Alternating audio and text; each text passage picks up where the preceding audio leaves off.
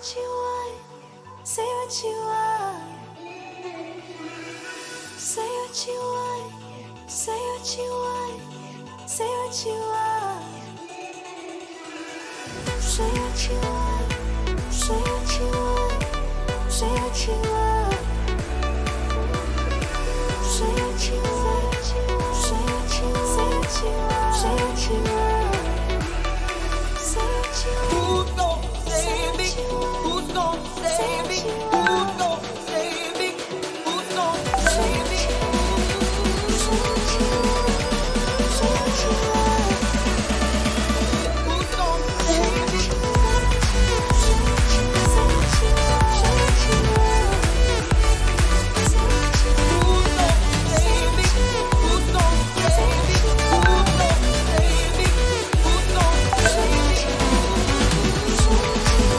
me?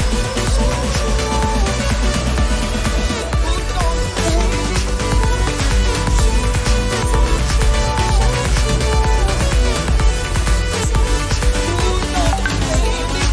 gonna save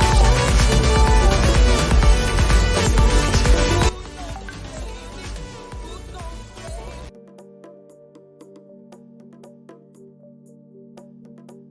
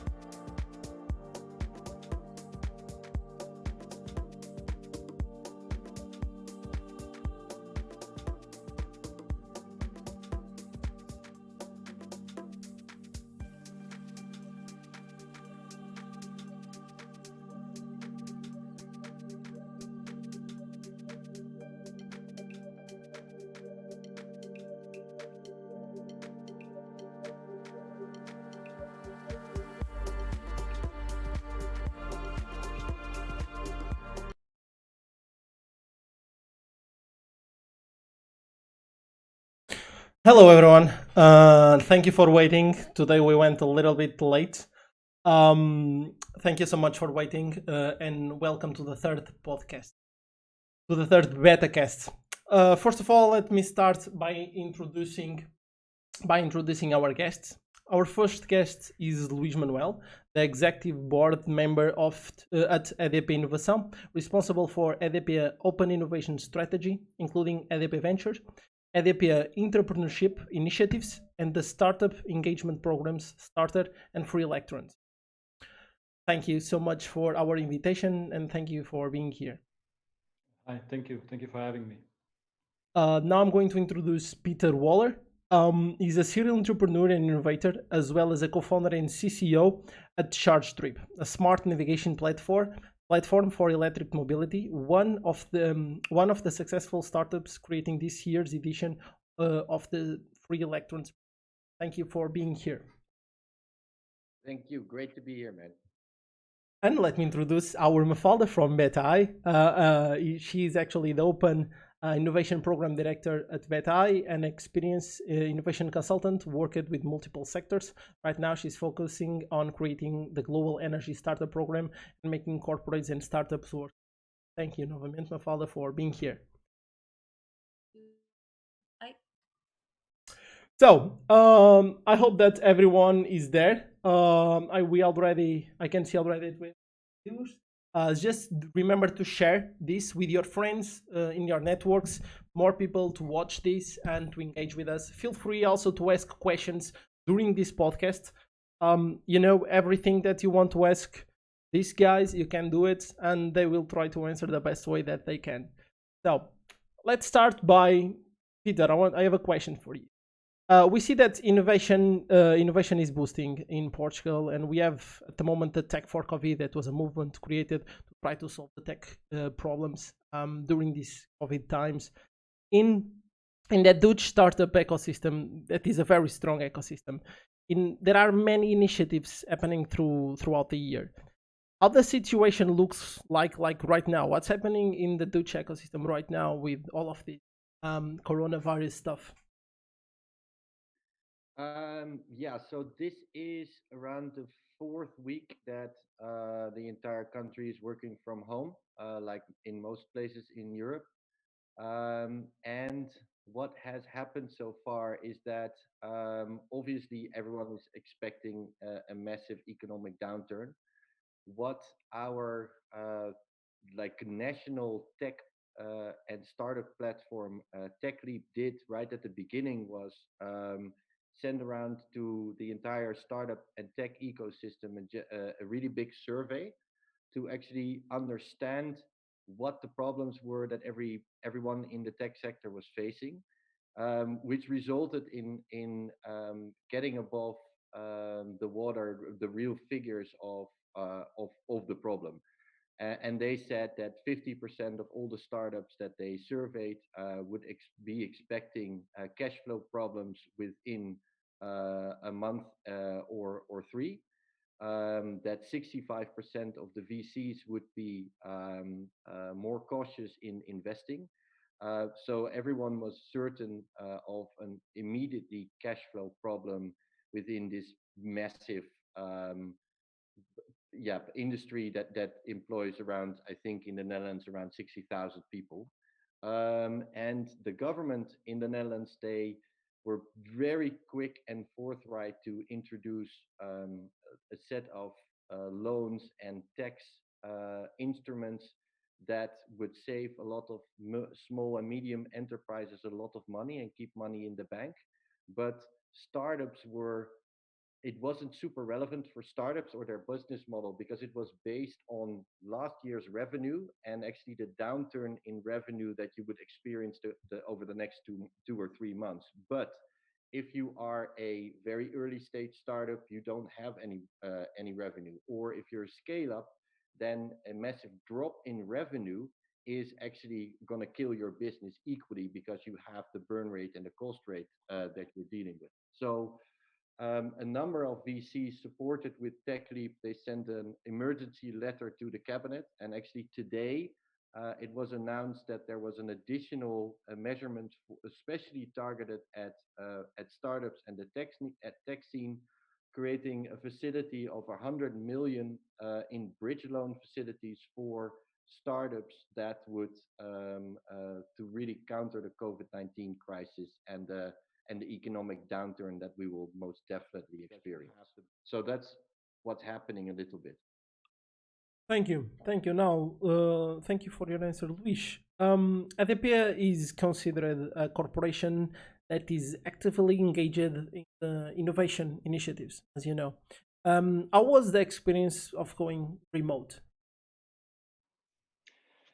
Well, we in our regular activities we already have to work with colleagues from Brazil, Spain, the US, and we engage in many initiatives like what Mafalda is going to talk about next, Free Electrons, which naturally already kind of lead us to work remotely with each other. Of course, the obvious change is that that core group of around 40 persons, that's EDP Innovation, that more or less would see each other on a regular basis, like a few times every week. That nowadays happens only like this, like what we are doing now. So over the last month or so, which is when we started sending people home, basically that is the fundamental change. Nowadays, the persons that we used to see on a regular basis, we basically see them on Zoom or on Teams or one of those platforms. There are some challenges that we are still trying to grasp. For instance, how do we keep a hardware pilot going on? It's a bit there's no obvious answer for that except that someone goes there when you have something really critical that you absolutely need to do. But apart from that, I would say there's no obvious disruption on what we have been doing so far. I think that to put a positive spin on this, I think that this is also alerting us to the possibilities that we were not seeing before. So, to give you a few examples, if we have startup engagement programs going on, what we can do if we use more frequently this type of platforms, if we start talking more frequently with people remotely, it's a lot more than what we were doing, focusing on physical modules where everyone has to be present.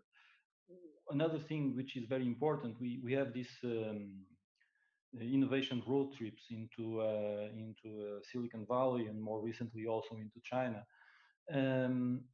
It's a bit difficult to do them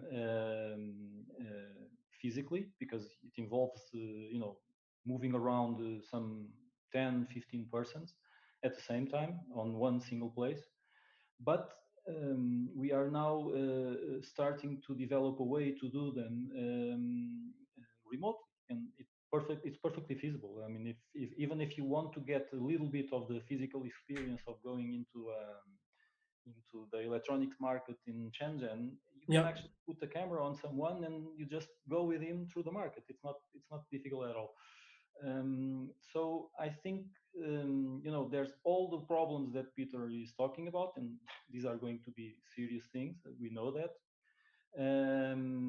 But there's also the other side, the opportunity side, the possibility of doing a little bit more with the same, or perhaps with less, taking into consideration that there's an economic crisis coming. So yeah, that's more or less how we are seeing it. Thank you. Thank you, Luís. And we'll have time to go back and forward about the consequences that this is going to have on the ecosystem. So we'll speak a little bit about some questions and then we get back to this subject because I really think that this is a really interesting subject. Mafalda, today we want to talk more about making collaborative innovation happen remotely. And take as an example our virtual bootcamp Free Electrons. Can you present what is exactly Free Electrons, please? Yeah, sure.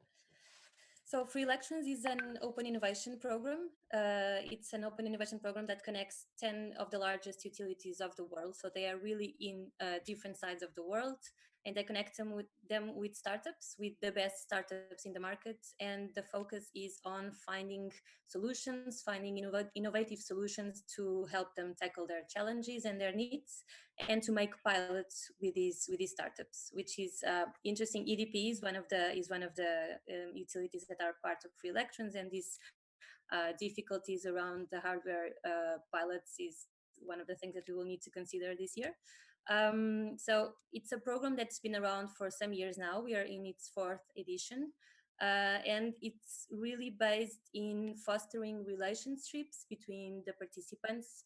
So we're talking about the utilities, and within the utilities you have the innovation teams, you have the business units. From the startup side, you have all the startups, different team members and C-levels.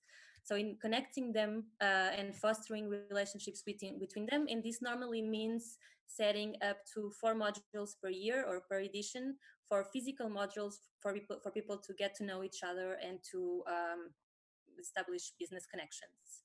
So the challenge that we had this year with this unfortunate situation that we are living globally was to convert a bootcamp that was thought to happen in Singapore to a digital one, and engage all these participants that are around 200 to 300. We actually had 300 digitally in a very short period of time. So that was the challenge, and that's what we really want to discuss a little bit today, and I think it was successful, and I think it proved that, as Luís was saying, it is feasible and it can happen. So I want to make questions to all of you. What were your expectations when you knew first that the Free Electrons bootcamp was going to be completely remotely? I want to hear from you, Luís. We can go with you first. What was the first thing that came into your mind? Again, we do part of we also have another engagement program a little bit more around EDP. It also has a few other partners. It's called Starter.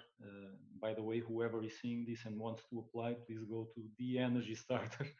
And part of the selection process of that program was already being done like this, in a remote conversation using Zoom. So it was not exactly a novelty. Now we know that the new thing here is that there is a substantial risk that maybe 3/4 or even 100% of free electrons will have to be done remotely, and we don't know exactly what comes out of a program which is 100% remote.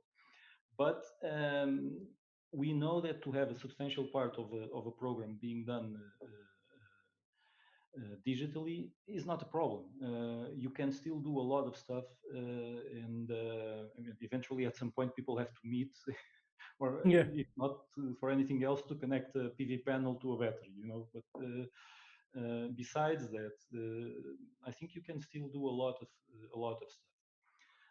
I mean, it's not the same thing. We have to take this into consideration. It's not the same thing. We cannot. It's not. You can't look a startup founder in the eye and really understand what he's trying to do and how good he is. That you lose.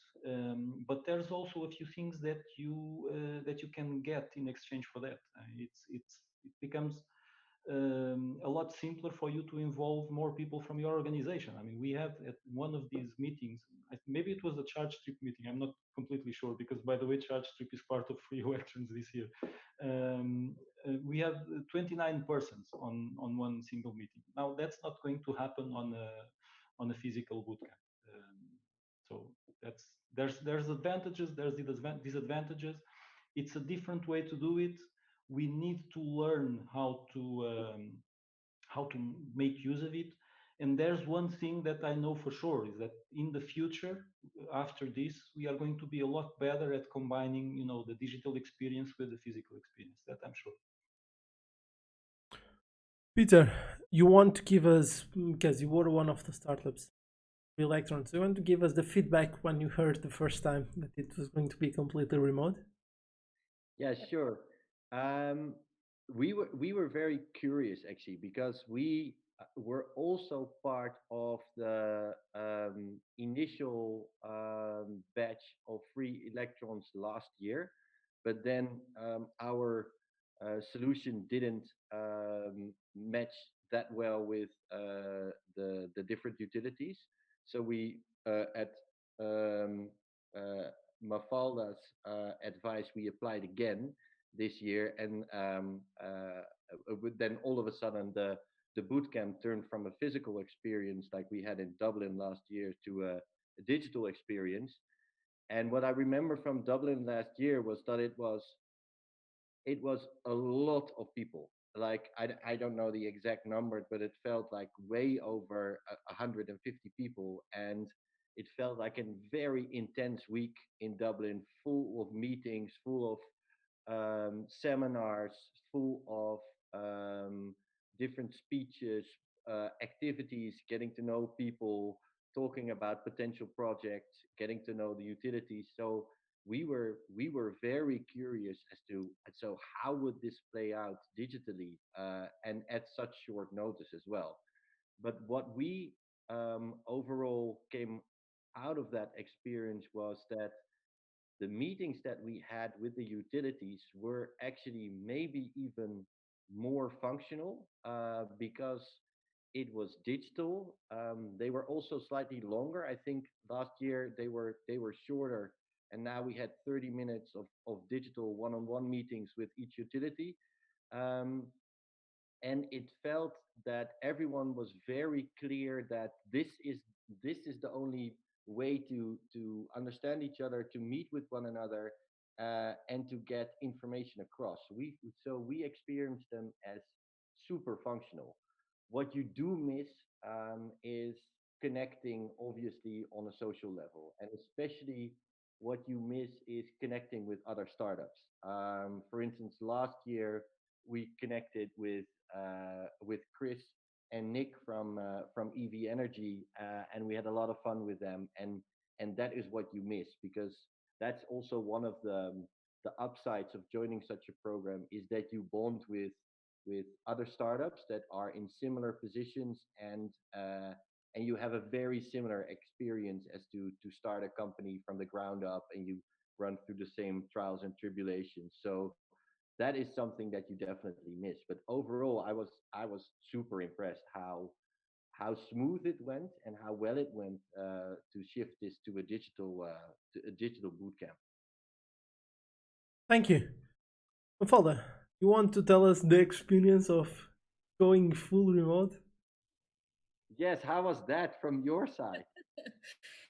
Yeah, it's a different perspective because we're more on the concerned side, right? So when we heard the news and when the decision was taken, we were more concerned than really.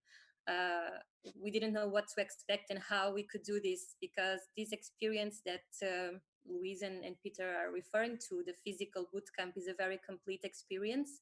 It's not just about the business and not just about the meetings, it's also about the connections and the relationships. So I think the first thing in our minds was really, how do we convert this physical experience into a digital one as a whole, and not just one side or the other.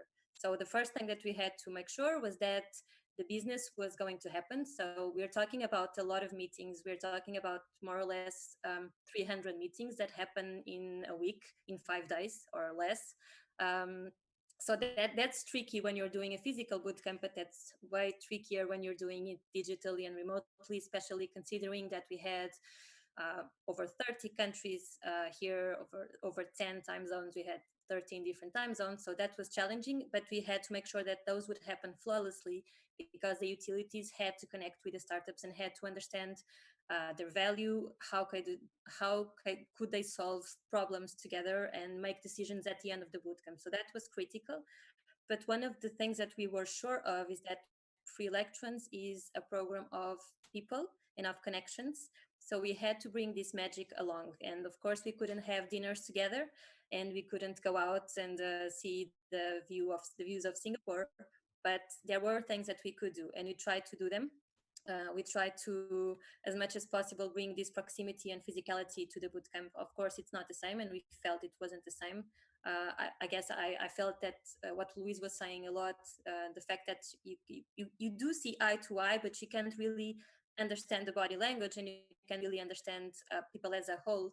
So it's different, but we tried, and I think we did a lot of things that brought excitement to the program. So not just being technical and cold and sharp with the business, but being more friendly and energized. So we had this WhatsApp channel that was always rolling with information and communication and energizers. We had a keynote speaker that brought trends and knowledge and got people excited about what we're doing here and what innovation is. We had proper formal communication channels, so people wouldn't get lost in the virtual world. It could happen. It's not just, it's harder to tell people where to go in a virtual world, because you can see it and it's more conceptual. So we had these different channels, and I think we brought the whole package. Of course, it's not a package like you would have in Singapore. It's a different one, but I think it worked in many levels. Thank you. We already have some questions here. I just want to tell everyone, and remember everyone that are listening, we are being live not only on YouTube, but on several Facebook pages. If you are making questions there, just remember that we cannot see the questions on the Facebook pages. We can only see the questions on YouTube. So if you want to make a question, just go to the Beta YouTube channel. You see that we have a link there that we are live, and you can make a question there. Okay, so let's go for a question from the public. Do you agree that an improvised balance between physical and remote sessions will become the new normal for any kind of project after the crisis? Also, thinking on on a sustainable level. Oh, actually, this is like a very good question because all of this happens. Do you think that will be some kind of like symbiosis between the remote and like the present one? So I think that it will be like two phases. First, the completely remote phase, and the second one, more filters, everybody will go out together. How do you think that this balance between physical and remote sessions? Do you want to go? Who want to go first here? I think that's a very good point. It will definitely accelerate the learning of where's the right balance, where's the efficient balance that we can strike on using these tools that we've been using, to be honest, a lot so far, but that we are now forced to use much more in situations that we kind of thought that they were not useful. Now they have to be used, and so they are useful in a way. I think we are right now in an accelerated learning process of exactly what can we do digitally and how efficient can we be, because efficiency here is going to be extremely important. Um, we are all with this thing hanging around, what's the size of the economic crisis that we are going to have? Well, efficiency is a way to get around economic crisis, and more digital ways of working will be a part of the solution to getting out of the economic problem. So I think it's a quite good point. Things are merging, or they were already merged, but now we are more aware that we can do more stuff digitally, and this is going to produce a different working reality, applicable to innovation teams, to startups, to accelerators, to all of us. Yeah, I think if I can, I think just Of taking on course. the efficiency, the efficiency topic. I think one of the things that we've seen with this bootcamp was that, and also related to sustainability, really. You had more people involved because they didn't have to travel, and because sometimes traveling just to have two meetings is not possible. So more people were involved. So what we are seeing right now is that because the business units, or we had meetings with 29 people, so innovation business units talking to the startups, talking to more people from the startups as well, that can give quicker answers and more accurate answers on the spot. What we see is that is allowing for decisions to be made sooner. So because the business units were engaged earlier on, they are able to tell with a more sustained reasoning, I really want to work with this startup because I think this is a very good solution. And because we're keeping it digital until the next module, meetings are continuing digitally, and the business units are already talking to startups about potential pilots. So that's an efficiency gain, and an increase in the time to innovation that should be considered, because I think it's very different from what we've seen at least last year, and at least within free electrons. And if you allow me to add one thing on that, you probably have seen that in previous editions we had people connecting computers, basically to have someone from the business units also joining in a physical meeting. Um, that was happening, but that was happening in a very limited number, and to a certain extent that has to do with the fact that there are many people in our organizations that actually don't like to have meetings like this, but or thought that they didn't like to have meetings like this. Nowadays everyone is forced to having meetings like this, and so that resistance is also going to erode completely after this problem. Just to add on what you were saying. Yeah, then also building on the sustainability argument, which I think that free electrons is also about. I mean, it is, I think, also about electric utility companies transitioning in a global energy transition, where they need to find new business models, new ways of operations. So also that we didn't fly over 100 people, I guess, to different continents, is also actually a very big benefit. But I also agree that having more people join in from the utilities is for us a massive benefit. Like as a software company, we are very used to working remote, working digital. We have an office in Amsterdam and in Romania. We have customers all over the world, so it is not a massive transition, but actually getting the right people from the right business units at the table, that is for a startup dealing with large corporates the biggest challenge, because it is super hard to navigate a corporate enterprise that you don't know by heart. You don't know who does what, who is responsible for what, especially in new areas like e-mobility, and I guess where other startups that join Free Electrons are working in advanced electric solutions as well. It is very hard to navigate a bigger company like EDP. So having everyone around the table that is actually relevant or who wants to discover if a startup solution could be relevant for their business unit, yeah, that is super valuable. And I think that this new balance of physical and digital should actually be a very great example moving forward. So well done, Beta E. You did well. And like by saying, Luís, you were mentioning, and this is a question. Luís was mentioning that more than 20 people were involved in meetings. Does the digital experience create more engagement from the teams? Does that support faster, better innovation? What's your intake in here? Well, in a way, yes, because it makes people, it facilitates having people available, you know. I think to a certain extent, people are at home, and the opportunity to participate in the program was also very appealing. So that helps to build up the numbers. But I think so by creating the opportunity of having more people present at the same time in a meeting, that's positive in terms of engagement. Naturally, there's that, you know, there's the human factor, which, you know, decreases a little bit because we are, you know, all looking at screens. 2D people is not exactly the same. So there's that effect.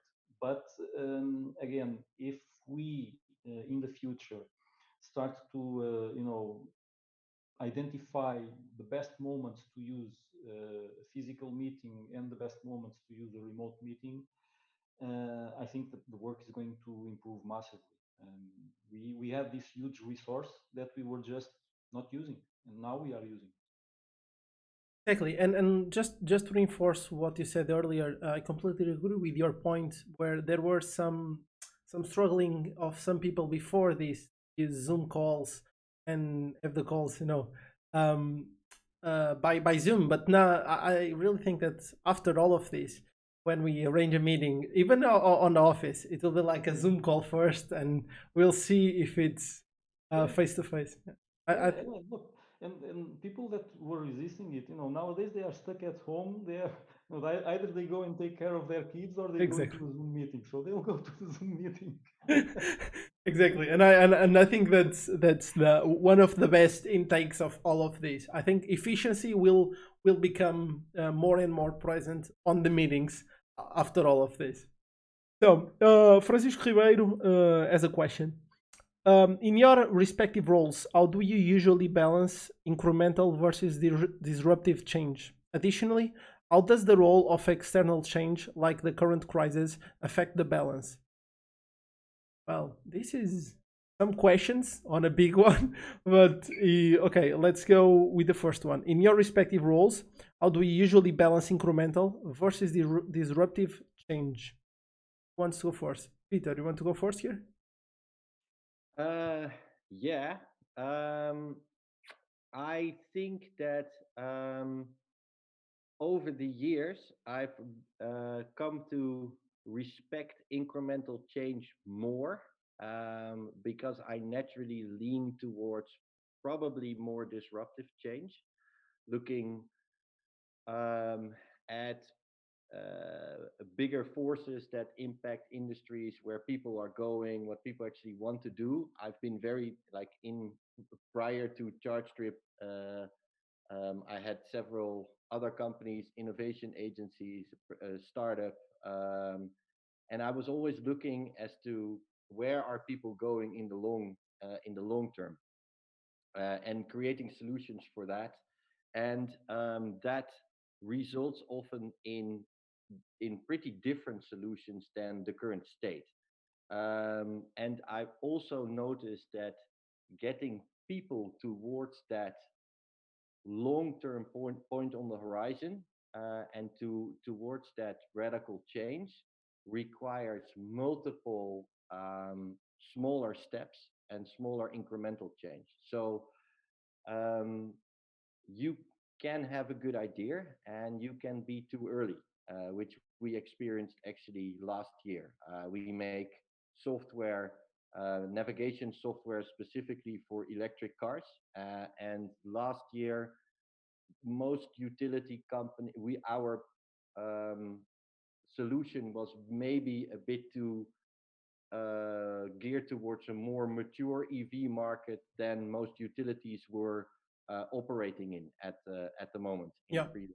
So you can be definitely too early, too fast. So I've come to respect more gradual change better, but I appreciate that a shock like what is happening now with the world is actually a wonderful opportunity to enforce more radical change, because the context is completely different.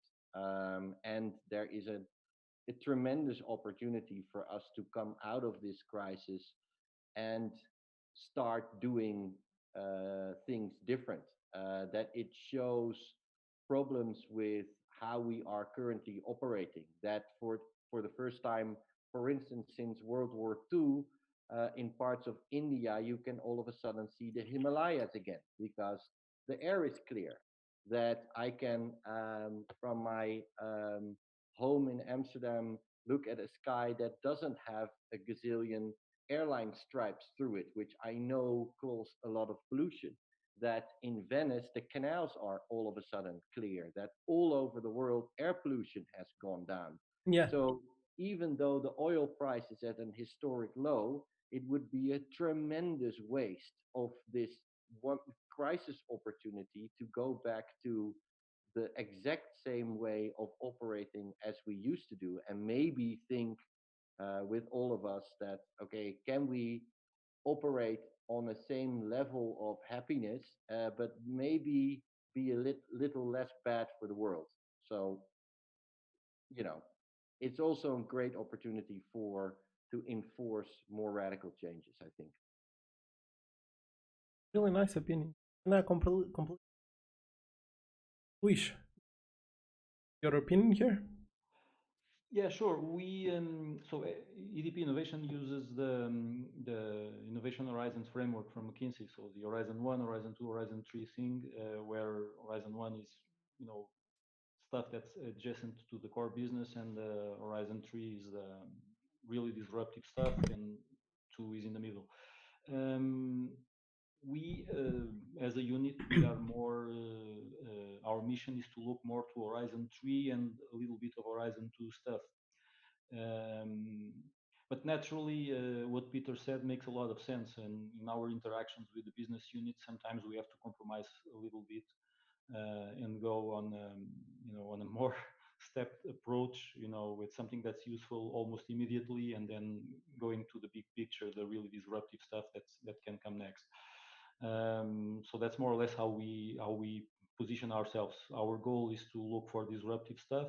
We do understand that we just cannot leave out there incremental stuff that has quality, because that can also be a good thing for the businesses. I will tend also to agree with Pieter on what he said about what's happening right now. I mean, we are going through a massive demonstration of the power of collective action, and certainly the massive issue that we have with climate change and the need to have a strategy for energy transition. I think that's going to, well, I hope at least that's going to benefit a lot from the mess where we are in right now, because it's not coordinated action. That's probably one thing that's worth noting. But what most states in the world are doing show that it shows clearly that we can do significant sacrifices when our survival is at stake. And climate change is all about that. In the end, it's whether we take care of planet A, or Yeah. we have to find some form of planet B, which no one knows what it is. So I do believe that it's it's perhaps feasible well, let me put it like this. It's something that I hope is to find people taking more bold actions with regards to climate change, because this crisis is demonstrating that when the going gets tough, you can take those actions. And just to tell that Elon Musk is thinking on the plan B with a planet B on going to Mars fast. So, but yeah, I completely agree with Peter. Mafalda, do you want to give your intake here? Yeah, hopefully that's not the solution, not the planet B. Very sad. I think that for BetaE, our the way we see things is different. We are connectors, so we try to connect startups with corporates, and we want to make the startups world and the entrepreneurs grow.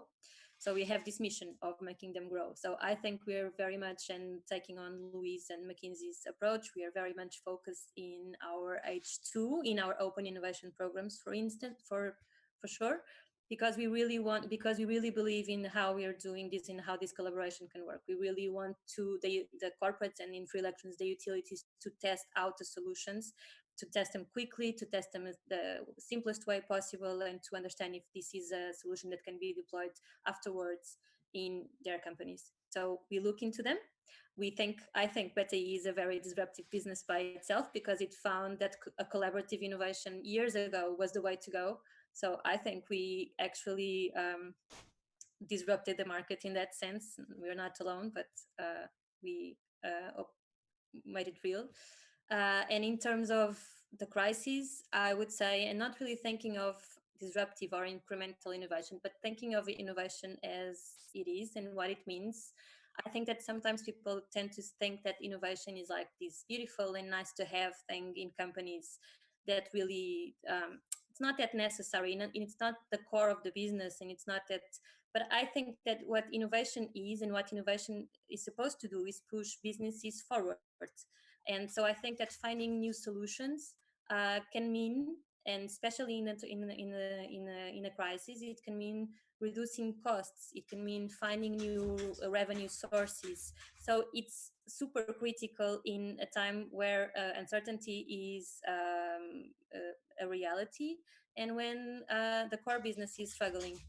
So I think that innovation is really an ally. Being innovative or disruptive, it can be disruptive because you can really find new markets and new trends, but it doesn't have to be radical, or I think it just needs to serve its own purpose. I do think besides all the climate change and the bigger things, we're seeing this innovation happening in all the business models reshaping that we are seeing every day. So all the Instagram businesses that are just rising, the coffee shops that are now delivering things, everything that turned into a digital content just to cope with this situation. I think these are excellent examples of innovation, and that is radical because it's a new source of revenue, perhaps, and that can really keep going in the future. And I think in these times of crisis, what we really need to think of is who are we in times of crisis, and how can we be the best of ourselves for now and for the future. And that's my take. Thank you. And I agree with everything that you said about BetaE, by the way. Just just want to tell you. So that is a question that I passed that I didn't notice. Is there a space for? Is there a space for? I'm sorry. I'll try to spell this right. Okay. Is there a space for serendipity in business done remotely? Serendipity, I think. Yeah, exactly. Sorry. Was- So, There is. who wants to go first Yeah. here? I think probably we still need some tools to evolve in making that easier to happen. Serendipity clearly happens in when you just connect people and they are usually at the same place. Maybe it doesn't need to be at the same place, but usually at the same place. And they occasionally meet, and some random idea then certainly becomes the most important thing for two or three persons, and they go for it. um, I still I am still not seeing that so easy to happen on a conversation like this, but I'm always open for it. So I don't know. I think serendipity comes a lot from human interaction. So Yeah. to try to summarize, it comes a lot from human interaction, and that usually you get a little bit more of that if you are talking physically close to someone. But the world is changing, and these things will evolve for sure. Thank you. Peter, do you want to give your intake here?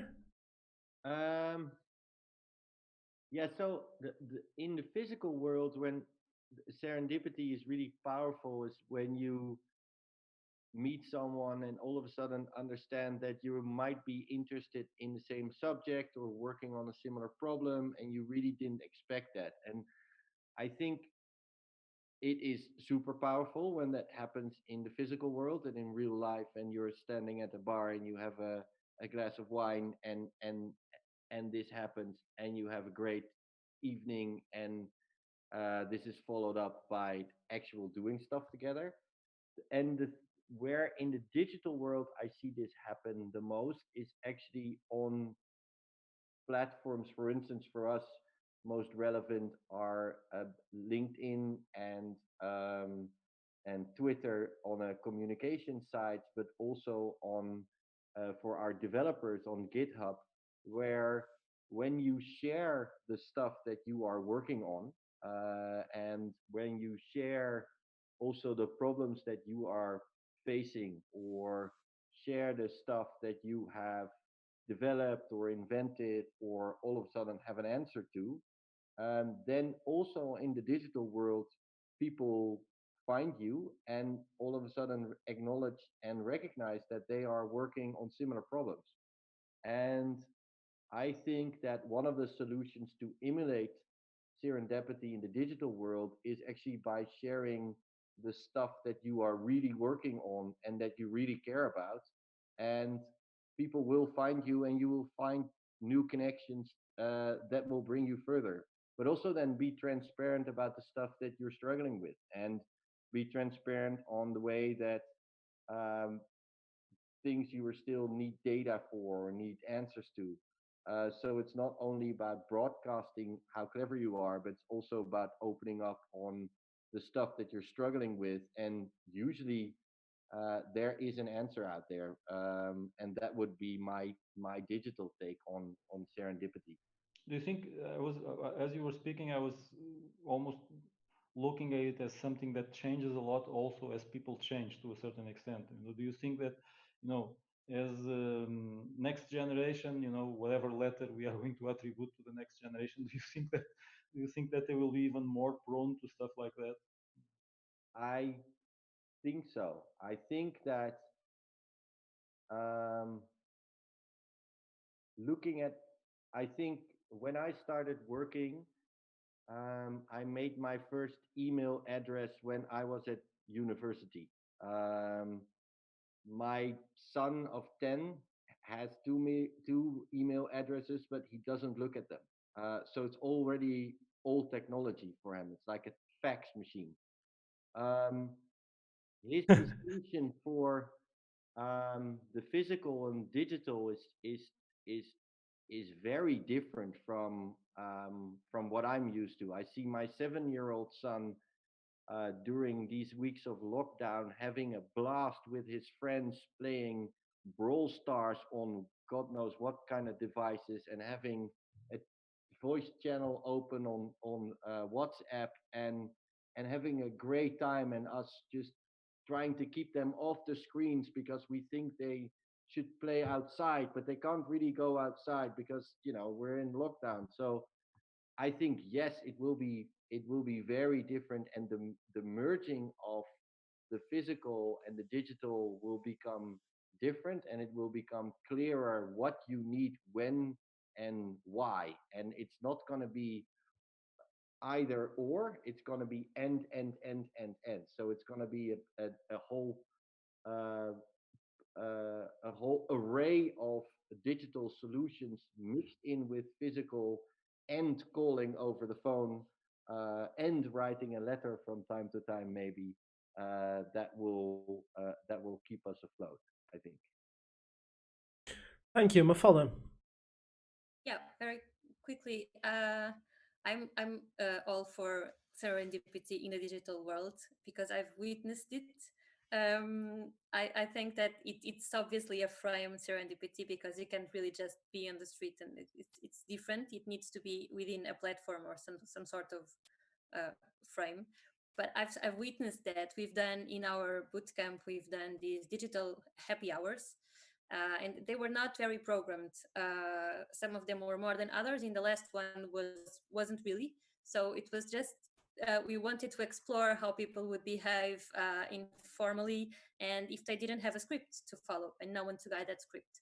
And what happened was one of the most beautiful moments of the bootcamp for me, and I'm sure that I'm not the only one, because not only we started with an energizer, that was the first thing that was programmed, and then we followed with whatever. So we had people sharing music, we had people sharing the views and the walk that they were doing, and at the end we had Luís Manuel actually sharing this beautiful poem that relates a lot to what we are going through. It's an Irish poem, and that's beautiful. And we It's not. had one of It the was not start. my idea. Someone sent that to me. Yeah, exactly. Serendipity. Someone sent that to Luís Manuel, and in that right moment, he shared that with us.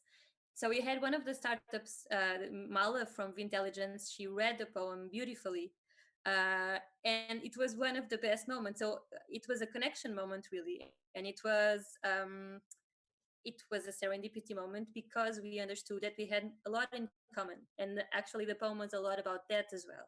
We were all facing the same struggles these days, and we need to overcome them together. Beautiful moment. I know it's a more poetic one, but I'm sure that there are many opportunities out there for that. And some of the startups actually, as Peter was saying in the beginning, he missed that relationship with the startups, and some of the startups asked us, can I set up a coffee, a digital coffee, of obviously coffee hour with another startup or with a utility? And yeah, you can. And because people are changing their behaviors, and because people are accepting this to be the new normal, yes, okay, let's just go for a coffee, and you have a digital coffee, and that is going to start to be okay. So I'm a true believer in that, and I think that's the future. And I agree with you, Peter, as well, that it's going to be a combination of multiple things from now on. Also, the things that make us more human, like the older stuff and the newer stuff. Thank you for your input here. And I also play Brawl Stars, as you can imagine, Peter. So now let's. Claudia asked, "Do we need more open innovation programs in order to create change and impact, even at a sustainable level?" Luís? Uh, I mean, broadly speaking, I think so. I think we need much more bets on open innovation than the ones we have now. We see very different types of companies with different attitudes here. I mean, when we look, for instance, at the Portuguese ecosystem, and this is a little bit, I think, the negative side of it. We don't have enough corporates doing significant bets on open innovation, and even in some cases, some that do, they are looking more into the PR aspect of it than looking for solutions through that come through that process. So more programs, I think, is part of the solution. It's not only that; it's people genuinely looking at open innovation as a decisive tool to remain competitive, even to survive as organizations. I don't I don't believe that any company that tries to hold on to their business model and to their value chain or whatever they want to call it, without learning from the outside and onboarding nowadays. In the past, learning was probably enough. Nowadays, learning is not enough anymore because the corporate structures are not flexible enough to accommodate the wave of change that we are facing right now. So you can just forget about just learning with what the others are doing and not doing it yourself, or not partnering with others. To partner, to do with your own resources, but a lot more to partner is fundamental for any company that wants to survive. It's as Yeah. simple as that. If you close yourself around your organization, around only your persons, you are going to die as a business. Zero doubts about that. And there is, I was seeing a stand-up comedy show a couple of days ago, and the guy said something like the mail system, the primary mail company in the US was going through a crisis because they were using a 300 years old business model. They didn't innovate. And yeah, exactly, maybe they need an open innovation program to know how to innovate. So I completely agree with you. And just let me make you a follow-up questions. Do you think that after this crisis, or even during this crisis, these big corporations will need more and more open innovation for what's to come? I think that they will benefit more now than ever. Well, I think, and that's a little bit of a concern I have, not so much with my company, because I think this is very well understood by the management at all levels. But I think that there may be this temptation from many other organizations to to save costs looking at the innovation units and at innovation projects and all of that. And I think that's a mistake, because that's going to throw a lot of expertise out of the window. Of course, some other people will get that expertise if people start shutting down their own programs. But I think that's almost a human reaction to to maybe a few months, maybe a few years. I don't know. Yeah. One does. That's going to be that are going to be tough, economically speaking. Um, I do believe that these unfortunate events are showing us that we can do a lot if we really believe we need to do it. And that's perhaps the most positive message that we can take out of this. We are, again, going back to that collective action wording. It's not coordinated, but at least it's everyone realizing that they have to do something to solve the problem. Um, the demonstration of the power of this action, I think, is quite revealing, and I think it shows people that you cannot expect that the problems will solve by themselves. Everything is Yeah. changing around you, so you should learn. You should learn. You should adapt. You should make those. When we are talking about innovation, we are fundamentally talking about bets. And I believe that if after this crisis people don't understand that in order to survive they need to bet on a few solutions, then then they have learned nothing. Mafalda, you want to go next? Just to change the order here. I can, yeah. Well, I'm BetaE is a big defender of open innovation programs. So yes, of course, we will always say yes to more, because we know that they work, and we know that we know the kind of benefits that they bring to the ecosystem, and I mean corporates and startups. So not just thinking about ones or the others. So in times of crisis, and just taking on what I've said before about what innovation is and can mean for businesses, I think that yes, and I think there's still in some markets and in some sectors and in some companies this big fear of investing in the wrong horses, like Luis was saying. People need to understand that they have to bet, and I think that they don't realize that open innovation programs, obviously if done properly and adequately and cautiously, they can be very positive, and they can help in terms of crisis to do the things I've said before: reduce costs, be more efficient, find new sources of revenues, find new products to sell, new services to give to the customers, new ways of relating to the customers, and so on. So I think that they are critical, and I'm all for collaboration. So I always also believe that after what we've been through, that's the way to go. I think that we've seen this in many crises before, that collaboration happens. We've seen that engagement of the startups and the growth of startups after a crisis happens. We've seen that 10 years ago. I think we can see that again now, not for the best reasons, because people will need to build new businesses, and those new businesses will need to be supported by by corporates, by big corporates, because they will also need them. So I think it's a win-win situation for us. It's what I believe in. Thank you, Pieter. Yeah, so I completely agree with Luis and Mafalda on also from the point that big corporates should embrace this collaboration with startups, but then from the startup point of view, programs like Free Electrons and being able to work on projects and proof of concepts and getting to know the actual people who are driving change within big corporates is of tremendous value. And I think that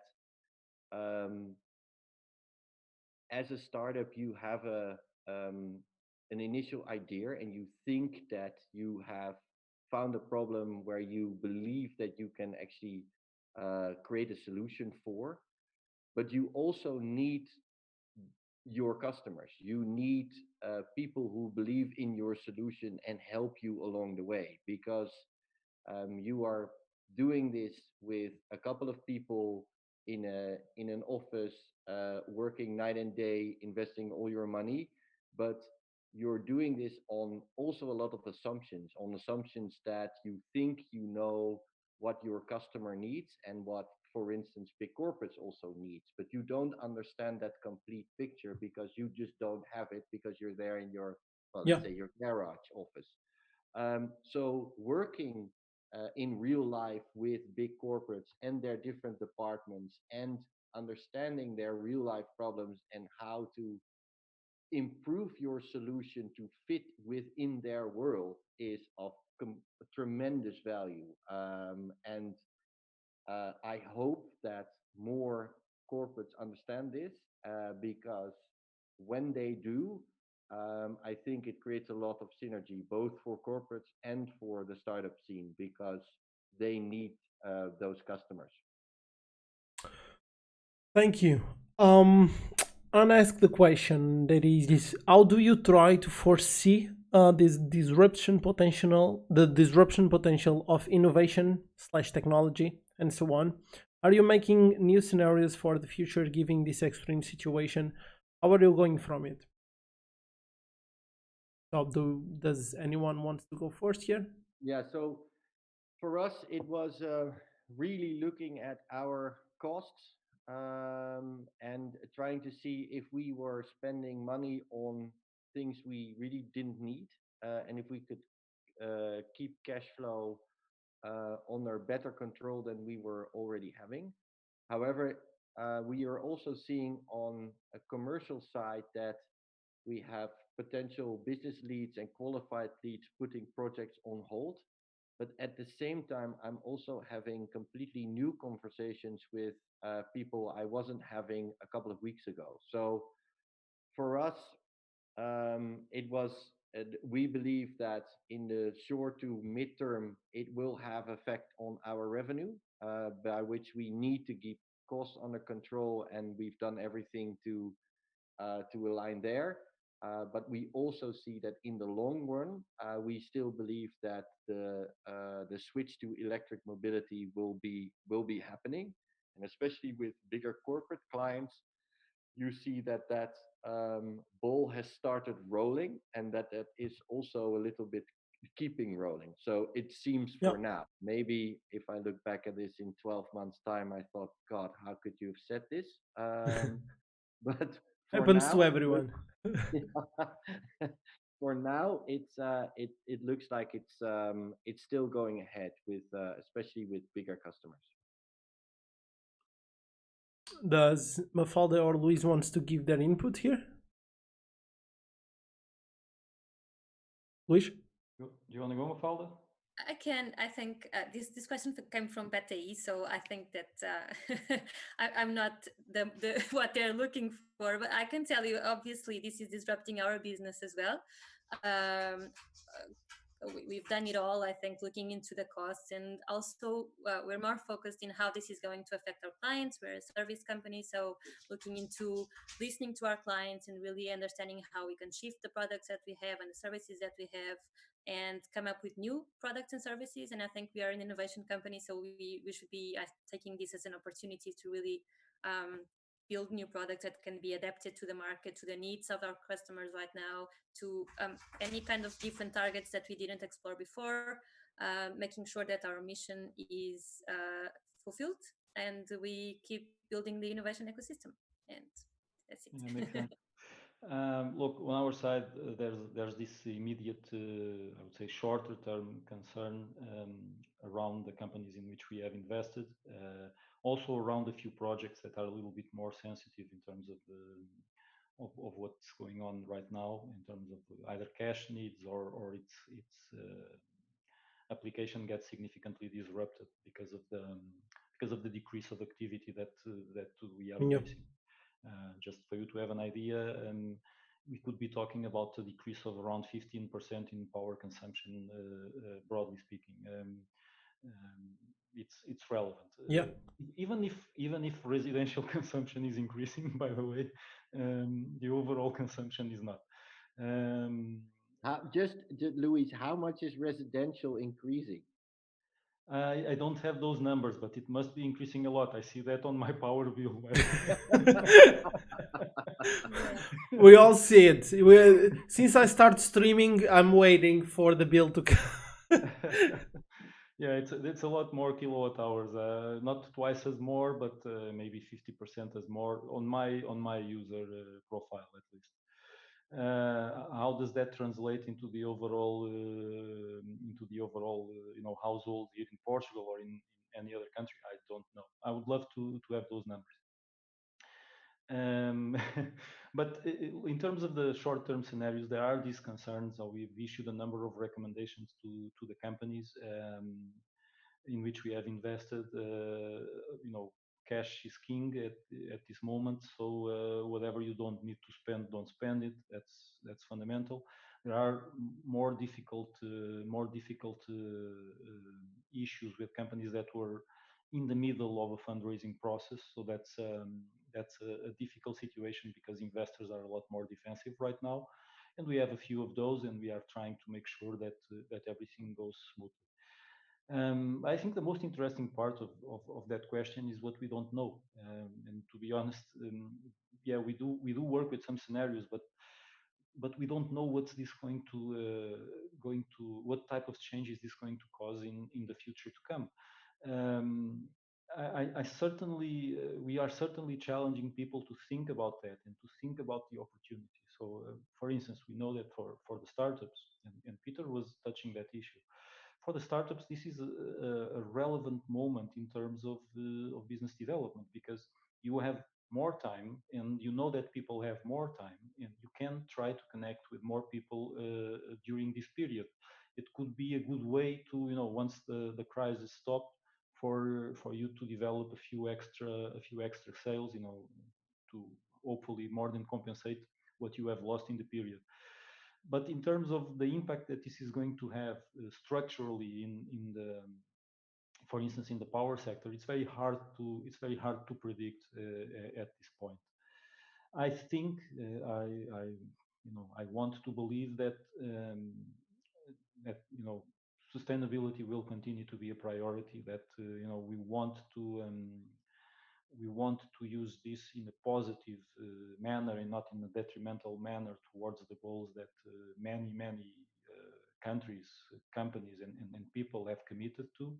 The 2050 goals of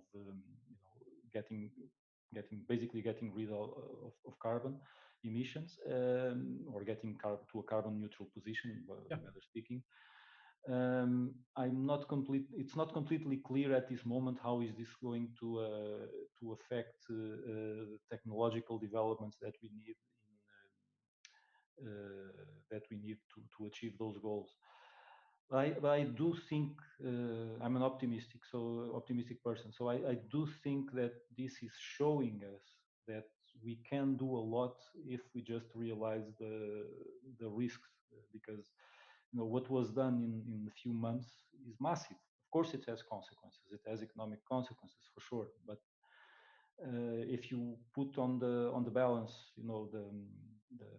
what would have happened if you didn't apply these measures, and if you apply that same balance to the climate change problem, I think only positive stuff can come out of that. If people are, human, Yeah. looking at that balance, they will have to take action. Yeah.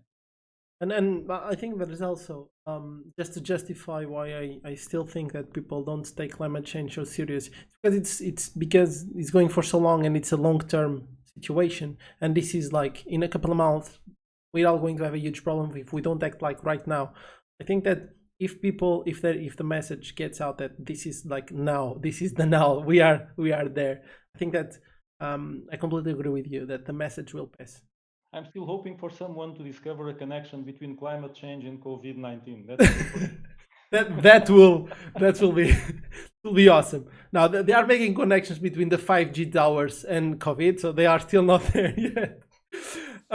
So let me just have a follow-up question, some curiosity. We see a lot of VCs not investing and safeguarding their portfolio right now. Are you still investing on companies, or are you just like having the money off the fund and only investing on follow-ups and stuff like that? Well, this makes it difficult for you to complete a due diligence. Yeah. So we are not closing the possibilities of investment. We are looking at new stuff. To be honest, we don't know when can we complete an investment, because ideally it should be possible to visit the company, know the more important persons before you do the deal. And we are not exactly sure when can we do that, but we believe that this is not going to last a year. So We hope not. Yeah. I hope so, at least. We believe that we need to be ready, and we do want to maintain the activity and keep the opportunity flow coming. What you've mentioned about the investees is also important. Yeah, we need to be a little bit extra careful. Let's put it like this: a little bit extra careful in order to make sure that if a company that we believe deserves it has a problem, and we need to support it, that we can support it. Yeah. So every investor needs to take that into consideration right now. But to be honest, I see a lot of corporate and non-corporate VCs still actively looking and talking to companies. I think everyone wants to make the most out of this period, and even if it's hard, I will not say it's impossible, because nothing is impossible. But even if it's hard to complete a deal at this stage, everyone wants to be, with full steam ahead when that possibility comes a little bit becomes a little bit Yeah. easier. And the valuations will go down. This is a normal consequence of the startup's valuation will go down. So if the funds still invest, they will get better deals. So it's I think this is like a normal consequence of crisis or something. I'm not sure. I mean, I suppose what you're saying makes sense, but I'm not completely sure if we can just assume that the valuations will go down just Oh, like that. nice. I'm not completely sure because the situation we are facing is completely new. This is people are not doing the deals fundamentally because of two things: because concerns around the economic environment and the impossibility of physically visiting the companies. But once you remove that impossibility, you know, how quick is the market going to recover? That's the key question here. That is the key question here. And startups are businesses that look a lot into the long term as well. You know, if you are convinced that this is a crisis that takes a year or two to pass, that will have some effect for sure, but that doesn't change the long term prospect. You know, most of the companies that became incredibly successful, that reached unicorn stages, they were still not profitable when reaching that stage. Yeah. Thank you. It's I've been speaking with a lot of investors, and your input is really great. Thank you. I want to leave optimistic messages all over.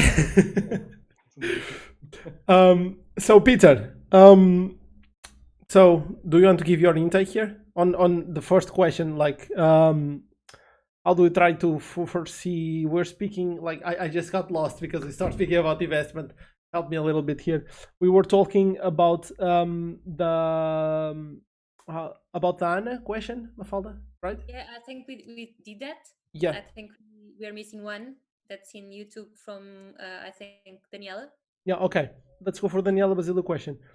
What, in your opinion, is the one thing we should aim in terms of experience when collaborating remotely? Peter? What I learned from collaborating remotely is that there is a maximum to number of participants in a conference call, which I think, like, of active participants, right? So I think it's around 4 to 5. Oh, Where nice. Thank you. stops being doable. If it's more, there it becomes a YouTube show, right? Then it's just broadcasting, and people and the other people should be the audience. So yeah, I think that's what I learned, that there's a maximum where video conferencing works really well, and beyond it becomes very confusing very, very fast if you don't treat it like, okay, it's a performance or it's a show where you just want to share information and other people consume information. So I think um, that's what I learned. And then, so that there should be sort of, I don't know, new etiquette towards that or something like that, but I haven't figured it out completely. Mafalda? Agree. And I think that we try to build some etiquette guidelines for the bootcamp, and I think we're going to explore that a little bit more because we felt the need as well. I agree with that totally, Peter. And it's one of the things that we keep thinking about for the next modules is how can we do that more feasible. But in going back to the question, I think that what we need to aim and what I've particularly really learned with this experience is we need to make sure we have all the technical aspects covered so that if we're talking about a business process, the business needs to happen and it needs to happen seamlessly and flawlessly.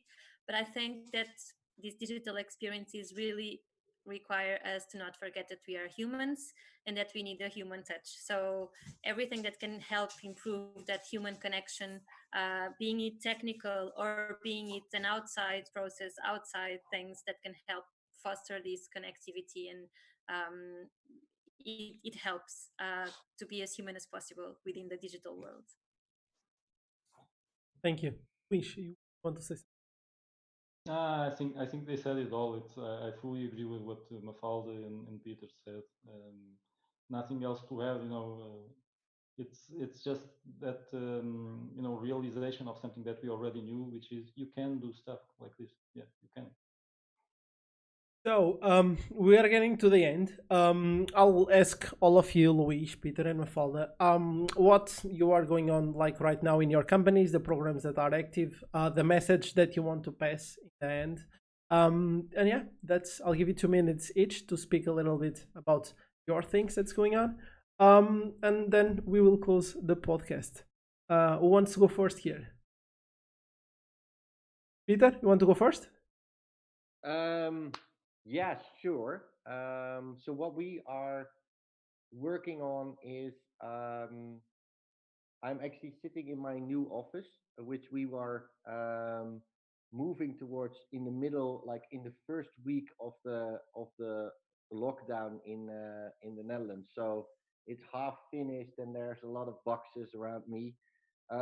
We just closed our first outside funding round in February. So we were extremely Congratulations. lucky that cash flow wise, we were in a really good place, which also means that we are still hiring, continuing with the hiring plan that we set out.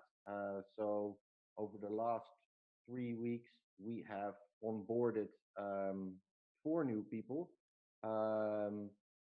I sent out a employment contract today to someone I've never physically met, so that's a first. A couple of the hires we met previously physically, so yeah, it's actually I find the transition to be pretty good. And apart from that, we are obviously looking towards extending our commercial base. So we're really looking forward to having pilot talks with all the utility companies and see if we can integrate our route planning API into the EV driver applications of the different utility companies, or do a more basic solution of integrating a route planner on their websites for their e-mobility customers. And it's really cool to see that the utilities of free electrons have moved so much further with their e-mobility strategies as opposed to last year. So I'm actually, even though these are weird and difficult times, I'm actually really looking forward to the next couple of weeks exploring what's possible with the different utilities. Thank you. Luís? So besides free elections that we are, as usual, taking very seriously and trying to engage with as much as possible startups from the program, we have what I already mentioned, the Startup Business Accelerator going on, actually with the support of BetaI as well. It's a different team. It's not Mafalda, but it's a very good team as well. And that's a program that also excites us a lot. We usually interact with around 30 startups every year, and get a lot of interesting solutions and a lot of deals done as well in that program. And actually, some of them then migrate into free electrons as well, which is something we really enjoy. Besides that, we are taking this opportunity, like I mentioned before, to try to have some of our programs evolving into a more digital type of solution, like the innovation immersion programs I've mentioned. So this can be a really game changer for us, because when with a physical program we can only intake around 50 persons every year. Doing 3 or 4 programs with something digital, we could potentially massify the access to this knowledge and to this experience from EDP's people. Besides that, we are also taking this opportunity to try to create a common platform to all innovation units inside EDP. in terms of deal flows, in terms of even budget sharing and knowledge sharing for sure. That already happens, but still trying to improve that coordination. Just for you to have an idea, we are not, by all means, we are not the only innovation unit inside EDP. We are just a kind of innovation enabler inside the group, and all the business units have their own units, and they are completely independent from us. And we actually like it to be like that, because that generates a lot of initiative. And in innovation, to be honest, the power of initiative is a lot higher than the value of efficiency. So we are just trying to combine all of these units in a set of similar platforms, digital platforms. That's what we are talking about, and trying to make sure that more positive stuff comes out of that. Thank you so much. Mafalda, what's going on Beta? Tell us. Yeah, a lot is going on in Betty. So I think I've mentioned before, we are taking this time to, I think, rethink our products a little bit, especially our open innovation programs. Not only a lot of them also concerning startups and lots of things, but this digital side is obviously one of them. So we're taking these learnings that we have from the virtual bootcamp of free elections, and we're going to replicate that, thinking about the whole experience and how to improve that to make it a product really that can be blended into physical programs in the future, or can just work out for themselves. And I'm sorry for the background noise here. And yeah, and we've been working hard on a new brand that's I think going to really show and really tell what Beta is all about, and make it clearer for our audience of what we can do for them. And I think that's our biggest concern, is we are all about collaborative innovation, and we are working into making that clear and sharper, so we can help more corporates and more startups out there growing and succeeding, especially in these times of crisis. Thank you, Mafalda. And what's going on with my company is the same of what's going on with Mafalda's company. So thank you so much for being here. Thank you. You are at the beach, Jose. Yeah, like I'm on holidays, like you can see. I'm going to take a swim later. Thank you all. Thank you to our guests, Luís, Pieter, and Mafalda, for being here. It's been a wonderful conversation. Thank you so much for we hope that we all work together again for a long time, and we build this collaboration relationship for a long time. And thank you all for all the viewers on YouTube, on the more than 10 Facebook pages that we are on live right now. Thank you all for staying with us until the end, and I'll see you all next week. And don't forget to subscribe and like. Go to YouTube if you want to see the next podcast. Subscribe, like, leave a comment, okay, to make sure what we need to improve. Connect with us, collaborate, and let's all innovate together. Thank you very much. See you next week. Bye. Thank you. Bye.